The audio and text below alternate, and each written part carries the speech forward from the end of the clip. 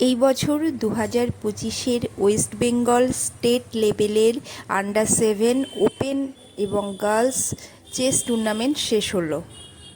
জয়নেশ এই প্রথম স্টেট লেভেলে পার্টিসিপেট করলো। 3 দিন ধরে টুর্নামেন্টটা হয়েছে। টোটাল রাউন্ড ছিল 8। জয়নেশ স্কোর করেছে 6/8। রাজ্যে জয়নেশ পঞ্চম স্থান অধিকার করেছে। 16টা রাজ্য থেকে 102 জন পার্টিসিপেন্ট এই টুর্নামেন্টে অংশগ্রহণ করেছিল। এবারের আয়োজক সংস্থা ছিল দিব্যেন্দু বড়ুয়া চেস একাডেমি। পুরো টুর্নামেন্টটাই জয়নেশ খুব ভালো খেলেছে। বিশ্বের খুদে দাবাড়ু অনিক সরকারের সঙ্গেও ও খেলেছে।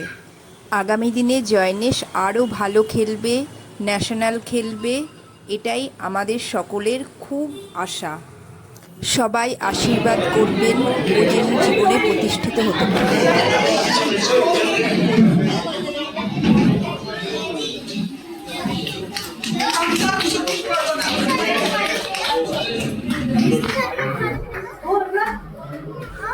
কংগ্রাচুলেশন জয়নেশ।